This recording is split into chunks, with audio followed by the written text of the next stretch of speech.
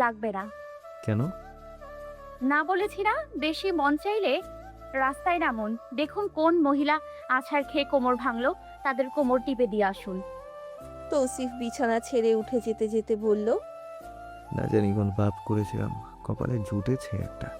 পৌষ হরিণের কানে শুনল যেন, শুয়ে শুয়েই জোরে বলল। এই এই মামাতো ভাই, আমি জুটিনি, আপনি ধরে বেঁধে জুটিয়েছেন। তৌসিফ ধারাম করে দরজা লাগিয়ে দিল। চোখের সামনে সাদা আলোয় ঝলমলিয়ে উঠল বিলাসবহুল ওয়াশরুমটা। ভাঙা কোমর নিয়ে খিচুড়ি বসিয়েছে পৌষ, সাথে হাঁসের গোশত। টানা বৃষ্টি পড়ছে গত রাত থেকে। সকালে মন চাইলেও পরোটা দিয়ে চা খেয়ে ক্ষান্ত ছিল ও। তবে দুপুরে খিচুড়ি চাই। তৌসিফ আর বের হয়েও ফেরত এসেছে। রাস্তায় পানি উঠেছে, গাড়ি চলাচল সম্ভব নয়। এই আবহাওয়াতে মিটিং সম্ভব নয়। তার শিপ আটকা পড়েছে চট্টগ্রাম বন্দরে। বারবার ফোনে ধমকাধমকি করে যাচ্ছে সে। পৌষ তো চমকালো তখন যখন দেখলো রাগে তৌসিফ তালুকদার লাল হয়ে উঠেছিল। লক্ষ লক্ষ টাকার ব্যবসা বলে কথা। পৌষ অবশ্য আজ নিয়ে তৌসিফকে রাগতে দেখলো দুইবার, তাই ওই ড্রয়িং রুমে আর পা রাখেনি সে। খিচুড়ি প্রায় শেষের দিকে। বুয়ার দিকে তাকিয়ে পৌষ বলল। আচ্ছা, উনি খিচুড়ি খায় তো? তৌসিফের বর্তমান রাগ দেখে আজ আর জোর করে ওকে খিচুড়ি খাওয়াতে সাহস পেল না পৌষ। তাই পুয়াকে বলল। তবুও ভাত রেঁধে রাখুন খালা, যদি পাগলা কুত্তার মতো খেতে যায় তখন তো মুশকিল। ঔষধ। তৌসিফের কণ্ঠ, বুকটা হঠাৎই ধুকপুক করতে লাগলো ওর। তাহলে কি শুনে নিল তৌসিফ? আচমকায় যেন ভয় হতে লাগলো ওর। না যাওয়াতে এবার উচ্চস্বরে ডাক পড়লো। পড়ি তো মরি করে দৌড় দিয়ে পৌঁছালো পৌষ। তৌসিফ ল্যাপটপ থেকে নজর সরিয়ে বলল। খিচুড়ি রান্না করছো? তোমার না শরীর অসুস্থ, আর করতে হবে না, রুমে যাও। একটু বাকি আছে। যেতে বলেছি। হঠাৎ ধমক খেয়ে চুপসে ফাটা বেলুনের মতো মুখ হলো পৌষের। তৌসিফ দেখেও কিছু বলল না। এই মেয়ে একটা আস্ত বাদর, লাই পেলেই গাছে উঠে বসে থাকে। দুপুর হলেও বৃষ্টির উৎপাত থামেনি। তৌসিফের চোখ ফাঁকি দিয়ে ছাদে এসেছে পৌষ। লোকটা এখনো হাউকাউ করছে ফোনে। বৃষ্টির ফোঁটা ক্রমশ বাড়ছে এবং কমছে না। পৌষ আজ এই প্রথম তালুকদার বাড়ির ছাদে এসেছে। বিশাল বড় একটা ছাদ। সম্মুখেই মেইন রোড দেখা যাচ্ছে। ছোট বড় অসংখ্য চারা গাছে ভরপুর ছাদটা। মাঝখানে বিশাল বড় এক দোলনা। পৌষের মুখটা উজ্জ্বল হলো। ছাদে পা রাখতেই ঠান্ডা পানির বিন্দুগুলো সিক্ত করে তুললো ওর দেহ মন। ছুটন্ত পায়ে চললো মধ্যিখানে।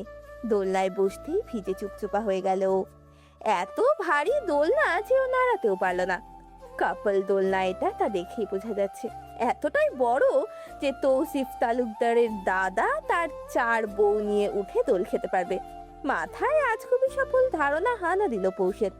দোলনা থেকে উঠে দাঁড়ালো। এদিক ওদিক ছুটতে ছুটতে ভিজে একাকার হলো। বেশ সময় পর তৌসিফ ডাক দিল পৌষকে। ওর পেছনে কারো অস্তিত্ব টের পেয়ে যেই না হাত বাড়াবে, তখনই ওর নজর যায় যে সোহা দাঁড়িয়ে আছে। বিরক্ত বোধ করলো তৌসিফ। মাত্রই তো হাত ধরে টেনে কাছে নিত, তখন ধমকে দেয়াতেই মুখটা চুপসে ছিল মেয়েটার। ওর চটপটির মতো চটপটা বউয়ের এমন মুখ বুঝি মানায়? মোটেও না। সোহাকে দেখেই তৌসিফ যেই না উঠে দাঁড়ালো, অমনি সোহা বলে উঠল। একটু কথা ছিল। বলো। আমি বিয়েটা করতে চাই না। কারণ? আমি চাইছি না, এইটা নিয়ে যথেষ্ট নয়। না। সোহার ঠোঁট কামড়ে কিছু ভাবলো। অতঃপর কিছু বলতে উদ্যত হতেই তৌসিফ বলে উঠল। তোমার নিজে চলার যথেষ্ট মাধ্যম আছে, আরও প্রয়োজন হলে আমি আছি, দিব। কিন্তু যদি বিয়ে না করো তাহলে আমার বাসায় আর থাকা সম্ভব হবে না তোমার। পৌষরাত পছন্দ করে না তোমাকে, অ্যান্ড ইউ নো। জানি, তবে এটা আমার বাবার বাসা। চোখ গরম করে তাকায় তৌসিফ। সোহা সহসা মাথা নামিয়ে নিল। তৌসিফ তিরস্কার করে বলল। তোমার বাবার বাসা? আসলে সোহা, আমাকে খারাপ রূপে দেখতে চেও না। যা দিয়েছি তাতেই শুক্রিয়া করো। পৌষরাত থেকে দূরে থাকো। আর হ্যাঁ, যদি ওর কানে উল্টাপাল্টা কিছু ভরেছ, তখন তুমি দেখবে আমার বিশ্রী রূপ। সোহা দাঁড়ালো না আর এক সেকেন্ডও। পা ঘুরিয়ে চলে যেতে নিলেই তৌসিফ বলে উঠল। অন্য বাসুরি তোমার সাথে দেখা করবে। হয় সোহা ইজ্জত সহিত শ্বশুর বাড়ি যাবে, না হয় এই বাড়ি ছাড়বে আজীবনের জন্য। সোহা আর দাঁড়ালো না। তৌসিফ গা ছাড়া ভাব নিয়ে রুমে গেল। না, ওর ছোট্টখাট্ট বউটা তো রুমেও নেই, ওয়াশরুমও খালি। কিচেনে বুয়াকে জিজ্ঞেস করলেও সে জানালো তখন ধমক খেয়ে ওয়াশরুমে ঢুকেছে। তাহলে কোথায় গেল তৌসিফের বউ? এদিক ওদিক প্রত্যেকটা কোণা খুঁজলো তৌসিফ। বাইরে যে বৃষ্টি, নিচেও তো যাওয়ার কথা নয়। ফোনটা হাতে নিয়ে সিসিটিভিতে এক নজর দিতেই দেখলো চোরের মতো করে বেরিয়েছে পোষ। উঠেছে সিঁড়ি দিয়ে ওপরে। বউ খুঁজে পেয়ে শান্তি পেল ও। নিজেও ছুটলো ছাদের দিকে। যাওয়া হয় না অনেকদিন। ছাদের গেটটা বিশাল বড়। সাইড দিয়ে ঢুকতে নিলেই তৌসিফ আটকে গেল। বড় সড়ো দুটো ফাঁকা ঢোক গিলল সে। তৌসিফ নিজেই পৌষের জন্য কাপড় চোপড় এনেছিল। মেয়েটা অভিযোগ করেনি এই পর্যন্ত। ওর পরনে এখনো পাকিস্তানি ঢোলা একটা কামিজ, গায়ের সাথে সেটে আছে ওড়নাটা। দুই হাত মেলে চঞ্চলা মেয়েটা এদিক ওদিক খুরখুর করছে। ওর শরীরের দিকে তাকিয়ে এই প্রথম বোধহয় তৌসিফের আকাঙ্ক্ষা জাগ্রত হলো। মেয়েটার জন্য ওর ভালোবাসার অঙ্কুরোদ্গম শুরু হলো বুঝি। সারা শরীর হবশ হতে চাইলো। তরতাজা পুরুষ মন যেন হঠাৎই যুবকে পরিণত হলো। তৌসিফের ভীষণ মন চাইলো প্রেম করতে, এই মেয়েটার প্রেমে পড়তে। এক প্রেমের সুধা পান করার তীব্র বাসনা জেগে উঠল হৃৎপিণ্ডে। কখন যে পা চলা শুরু করলো আর কখন যে পৌষের কাছে এলো তা টের পেল না কেউই। একদম ওর পেছনে এসে দাঁড়ালো তৌসিফ। ওর শক্তপোক্ত হাতটা ধীরে ধীরে ছুঁয়ে দিল পৌষের মেদহীন কোমর। আচমকা স্পর্শে আগুনের মতো জ্বলে উঠল পৌষ। পিছনে না ঘুরেই ধাক্কা মারলো তৌসিফকে। পিচ্ছিল হাওয়াতে তৌসিফ পড়তে পড়তে যেই না পৌষকে ধরলো, অমনি দুজনে একসাথে পড়লো। জমা পানিতে দুজন একসাথে পড়াতে ধপাত করে শব্দ হলো।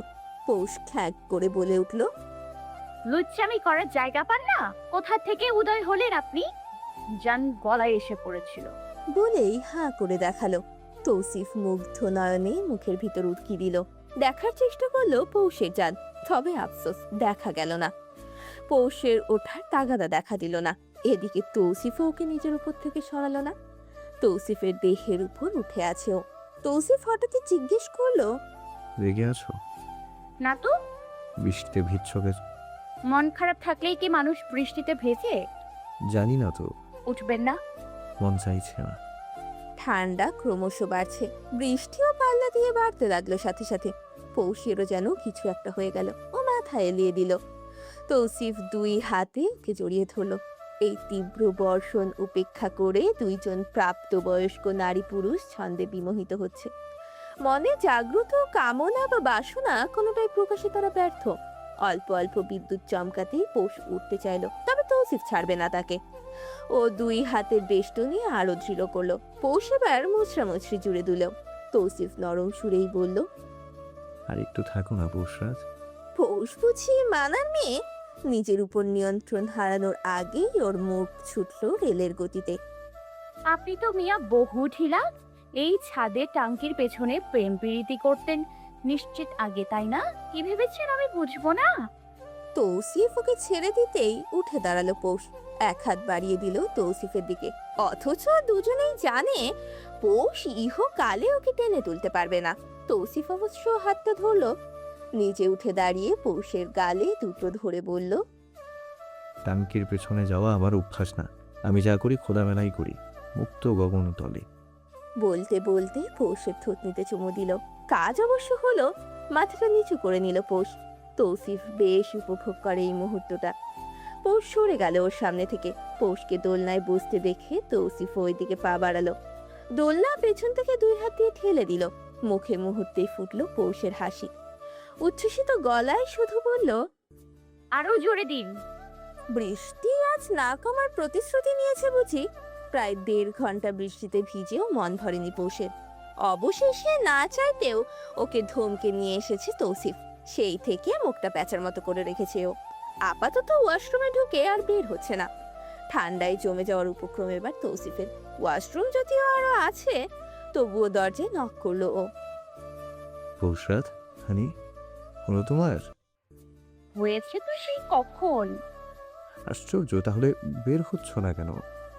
জামা কাপড় আনার সুযোগ দিয়েছিলেন আপনি, খেউ খেউ করে ভেতরে ঠেলে দিলেন। তৌসিফ নিজের কপালে আলতো করে চাপড় মারলো। জীবন পার হয়ে যাবে পৌষের ভাষা ঠিক করতে করতে।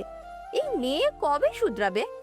ওকে অপেক্ষা করতে বলে তৌসিফ আলমারি খুলে এক সেট কাপড় নিয়ে দরজায় টোকা দিল। হানি খুলো, কেন? ড্রেস নাও। দরজাটা খুলে একটু ফাঁক করলো পৌষ। এক চোখ দিয়ে উকি দিয়েই ছিনিয়ে নিল কাপড়।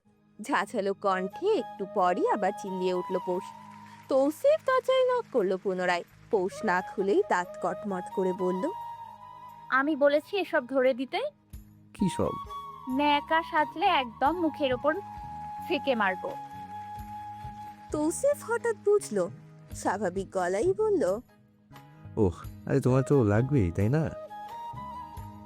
চেয়েছি আমি বেটা খাটাস নির্লজ্জ। মেয়েদের জিনিস হাতাহাতি করতে মন চায় তাই না? আন্ডার গার্মেন্টসের ফ্যাক্টরি খুলে নিন, তাহলেই তো হয়। তৌসিফ বেয়াক্কেল বনে গেল। দরজা খুলে বের হলো পৌষ। তৌসিফকে দেখেও না দেখার মতো করে চলে গেল সাইড কেটে। তৌসিফ ওয়াশরুমে ঢুকেই দেখলো একদম গোছানো ওয়াশরুম, মেল প্রাণে ভরপুর। এমনিতে এলোমেলো পৌষ ওয়াশরুমের ব্যাপারে যথেষ্ট কঠোর, রোজ পরিষ্কার করাতে হবেই হবে। খেতে বসা মাত্রই তৌসিফের জন্য আলাদা ভাত আনা হলো। কপাল কুঁচকে তৌসিফ বলল, পৌষরাত না খিচুড়ি করেছে, খিচুড়ি খাবো। পৌষ ততক্ষণে রান্নাঘর থেকে এলো। ওর হাতে আপাতত একটা বাটি আছে। খেতে বসতেই তৌসিফ বলল, আমাকে বেড়ে দাও। এমন আবদার তার মুখে আজই প্রথম, একদমই নতুন। নিজেরটা নিজেই নিয়ে খায় সে। পৌষ অবশ্য ভাত দিতে গেল, তবে তৌসিফ বলল। খিচুড়ি দাও হানি। পৌষের মুখে হাসি ফুটলো। নিজের হাতে বেড়ে দিল সে। পৌষ নিজেরটা নিয়ে বসতেই তৌসিফ জিজ্ঞেস করলো, বাটিতে কি? খাবেন? কি সেটা তো বলো। শুকনো মরিচের ভর্তা, একদম ফটাফট করে এনেছি। ভর্তার ঘ্রাণেই মুখে পানি এলো ওর। কাঁচা পেঁয়াজ, ধনিয়া পাতা আর ভাজা শুকনো মরিচ আর লবণ আর সরিষার তেল দিয়ে মেখে নিয়ে 2 চামচ বানিয়ে এনেছে পৌষ। তৌসিফ একটু মুখে দিতেই নাক কান একেবারে জ্বলে উঠল ওর। পৌষের দিকে তাকাতেই দেখলো দিব্যি খেয়ে যাচ্ছে মেয়েটা। এই মেয়ে যে একটা ঝালখোর তা এতদিনে জানলো তৌসিফ। মনে মনে বলল, আমিও তো বলি এত তেজ আসে কোথা থেকে? আপনার আহতা বোন আপনাকে ভাই ডাকে না কেন? আওতা শব্দটা কেমন শোনালো। তৌসিফ ল্যাপটপ থেকে নজর সরিয়ে বলল। আউথা বোন? তৌসিফ উত্তর দিল না। 2টা মেল পাঠাতে হবে তার, একটু দরকারি। মেল পাঠাতে পাঠাতে পৌষের জহুরি চোখও দৃষ্টি কাড়ল ওর। পৌষি চোখ দুটো ছোট ছোট করে তাকিয়ে আছে ওর দিকে। তৌসিফ দ্রুত আঙুল চালালো কিবোর্ডে। এই মেয়ে প্রশ্ন যেহেতু তুলেছে, উত্তরও তার চাই। পৌষ আধশোয়া হয়ে বসা কাউচে একটা ছোট বলে করে কাজু খাচ্ছে সে। তৌসিফ কাজের ফাঁকে হাত বাড়িয়ে একবার একটা তুলে নিল মুখে। মজাই লাগলো, বেশ সল্টি একটা টেস্ট। মেল সেন্ড করে ল্যাপটপটা পাশে রেখে বাটিতে আবার হাত দিতেই পৌষ বাটিটা সরিয়ে নিল। তৌসিফের দিকে তীক্ষ্ণ দৃষ্টি ফেলে বলল, খেতে মন চাইলে নিয়ে আসুন, আমারটা কেন ভাবছেন সোচা? কি ছাড়? কে আবার আপনি? বলেই মুখ ভাঙালো পৌষ। তৌসিফ জোর করে বাটি থেকে 2টো কাজু নিয়ে মুখে দিতেই বিজয়ের হাসি হাসলো। পৌষ মুখটা ঝামটা দিতেই তৌসিফও ভেঙানোর মতো মুখ করলো। পৌষ 2 হাত কানে দিয়ে আঙুল নাড়িয়ে বলল, ভ্যাঙ্গালে ব্যাং খাই, মরা গরু ঠ্যাং খাই। পৌষের এহেন কথায় তৌসিফের মুখটা ছোট হয়ে গেল। এসব আজগুবি সকল বাক্য কোথা থেকে শিখেছে এই মেয়ে? তৌসিফ হঠাৎই খেয়াল করলো বউ ওর দিকে এগিয়ে আসছে। হাব ভাব মোটেও ভালো ঠেকলো না তার। কাছে আসা ভালোবাসার বউ তো তার নয়, তাহলে এই আলগা পীড়িত কেন দেখানো হচ্ছে তাকে? ডালে যে কালো আছে তা বেশ বুঝে গেল তৌসিফ। 1 ইঞ্চি ফাঁক রেখে বসলো পৌষ। তৌসিফ নিজের সকল ভাবনা দমন করে প্রশ্ন করলো, কে ছোঁচা? কিছু বলবে হানি? হ্যাঁ, ক্লোজ আপের অ্যাড দিব। না, এত আদর লাগাচ্ছ যে। কটমট করে তাকিয়ে পৌষ বলে উঠলো, কোথায় আদর লাগালাম আমি? হ্যাঁ, 2-4টা চুমু দিয়েছি নাকি রাস্তার মোড়ে থালা হাতে বসে তৌসিফ তৌসিফ বলে করেছি? মিথ্যে কেন বলেন? মিথ্যুক লোক চাপা মারার জায়গা পায় না।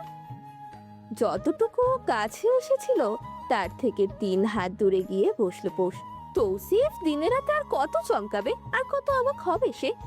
তার এই অবাক হওয়ার দিন কি আদৌ শেষ হবে? কবেই বা হবে?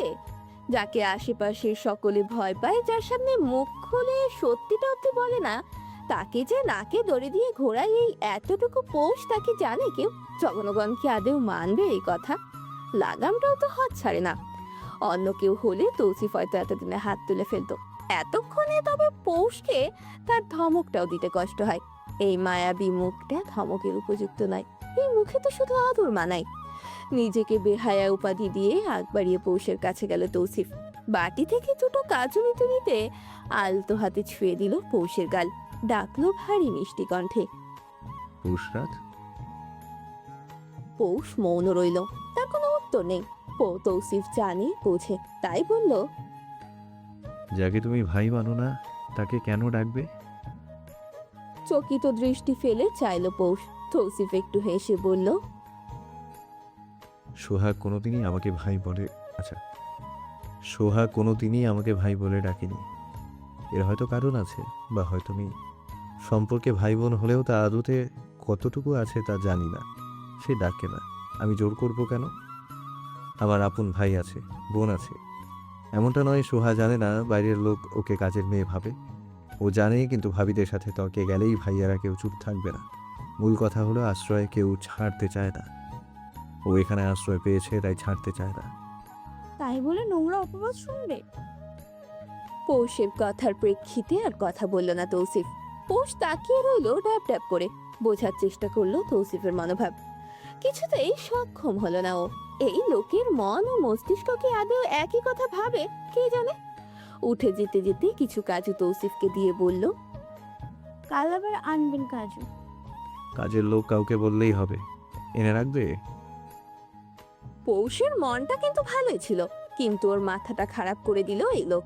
খটখটে মেজাজে পৌষ বলল, আমি কি কাজের লোককে বিয়ে করেছি? বিয়ে করেছেন আপনি, চুমু খান আপনি।